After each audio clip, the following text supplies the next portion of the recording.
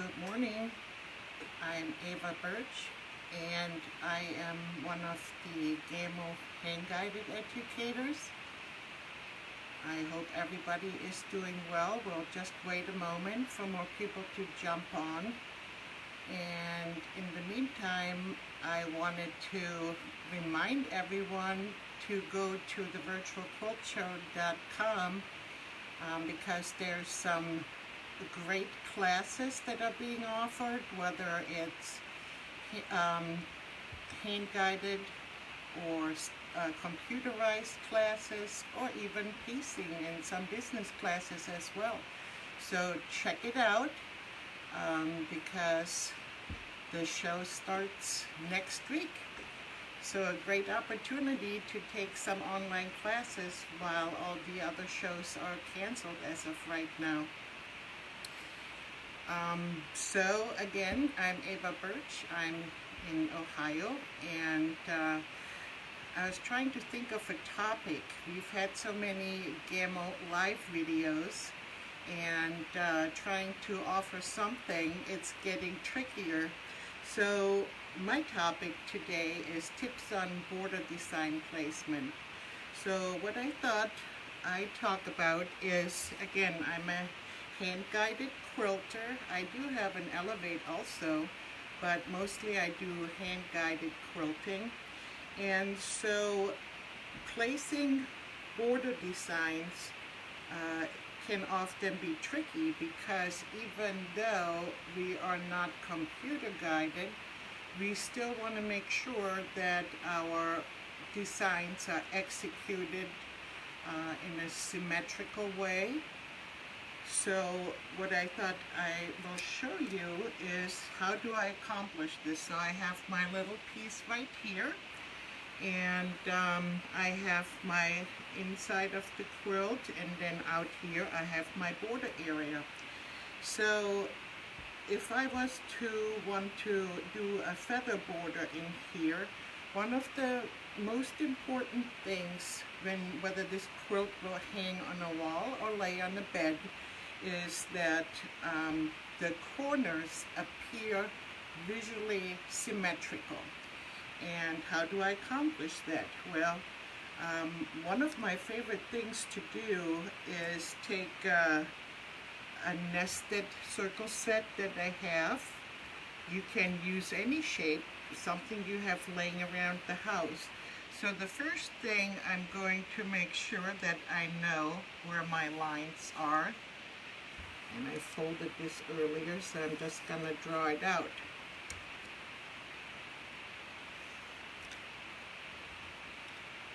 So this is a guide, and now I can take my shape. So I need to figure out first and foremost how wide are my feathers going to be placing. So so it stays symmetrical. So what I want to do, I want to, these nested circles have, I don't know if you can see it, you can probably see it better here. They have edged lines that I can line up on my drawn line. So I can figure out where do I want this to go? How far is this going to come out if I stitch it? And so right here, that's pretty narrow. So I may want to choose a smaller circle. You know, you can audition different shapes, but that's where the nested circles come in really handy. So what I would do, I'm going to line this up, and I'm going to draw half a circle here.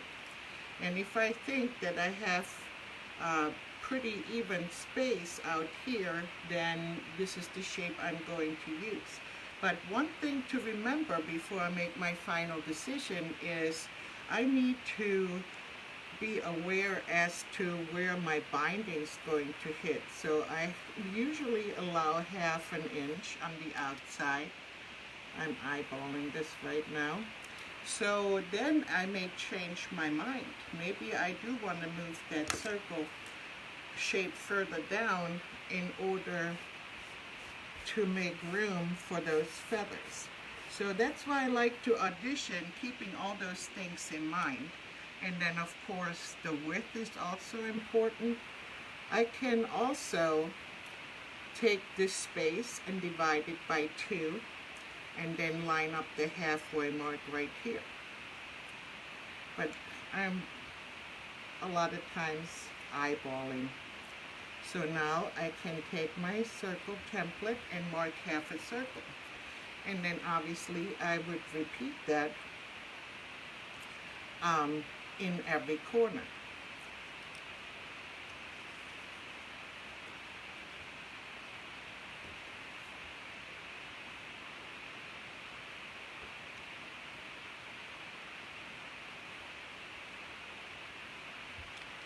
You can use whatever marking tool you want to use. I just used the chalk holder here.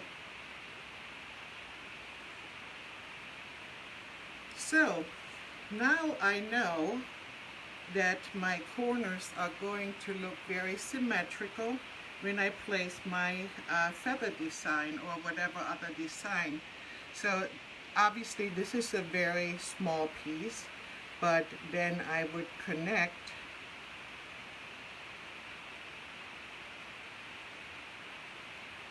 and you can use a tool or you can do it freehand. And this is just one curve, whereas on a bigger quilt, you would have more of those valleys. Now, if you are very particular, you can also take your ruler and see exactly how far, you can measure about halfway on this border. And this is where your line will want to go. So you can, even as a hand guider, use some very simple tricks to make sure that your border is symmetrical. So, but the main thing is to keep in mind that you allow for that binding.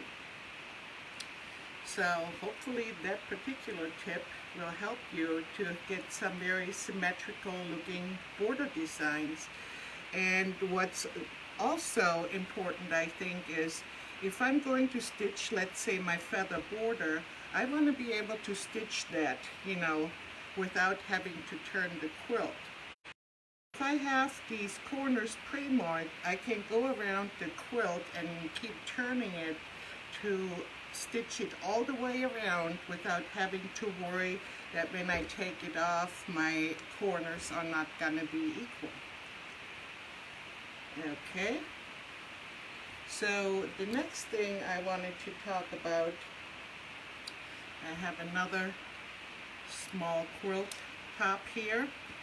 How do I place corner designs if I want to, border designs.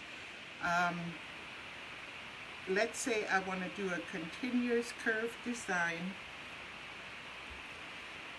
How do I go about that? I should know how wide my border is, and in this particular case, my border is, I'm going to make it simple because I'm not a math person. So my border is 18 inches from here to here. It's a square. So, and my border design is 3 inches. So all I need to do with very little marking, I can take a ruler or any tool that I have and just mark my tick marks. Could I mark the whole line and divide it up that way? Of course I could. And then I can stitch my border design. Now we talked about the 1/2 inch coming in for the binding. I like to, depending on what design I'm using, then allow the same space on the inside as well, because then the border design is perfectly centered in between those border boundaries. So just take your chalk and divide up your area. So now you have a nice, or you can do whole lines. Now you have your space where you can add your design without much math. One of the other things too is I talked about a 3-inch design. What if I have a 4-inch design and my border is 18 inches? Well, what can I do? Because clearly 18 doesn't equally divide by 4. So what are my options? Well, one of my options is I can take my border, and if I know my design is 4 inches, let's see here, I can measure from the outside in 4 inches, and another 4 inches, and then I start from the other side, 4 inches and 4 inches. So as you can see, I can fit my design in here in the 2 outer spaces, and then I have the space left over, which is about 1 inch or so. So what are my options? Because I want it to look nice.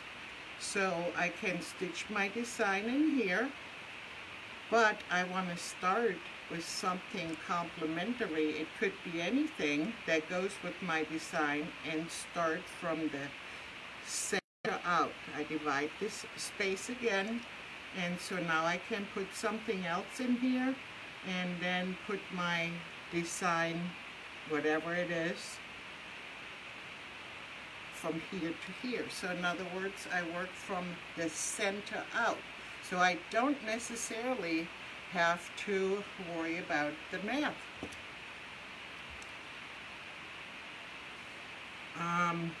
One last trick, and I know other people have mentioned that in the past, but I already mentioned I'm not good in math. So I can use a tool which is super fancy. It's adding machine tape. So I would first of all measure. I line up the adding machine tape from one side of the border. Make this shorter here. My border is pretty long.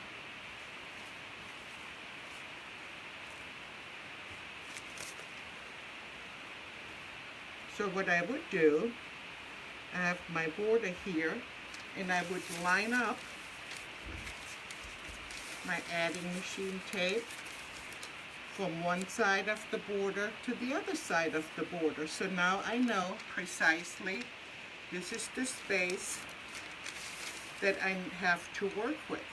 So if I know my design is 2 inches, I would measure the 2 inches and fold it at the 2-inch, and then fold it again like an accordion all the way across. You get the idea.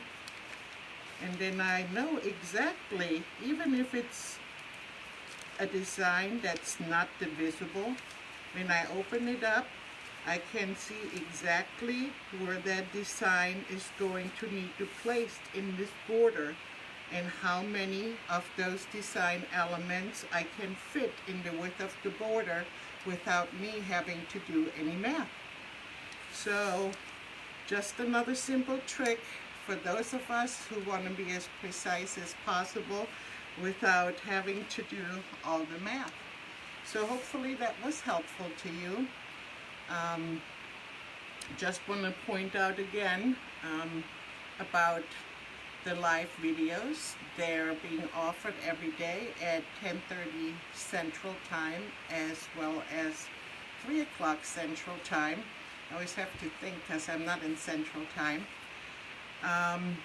Also, check out the latest episode of the latest thread that was released yesterday.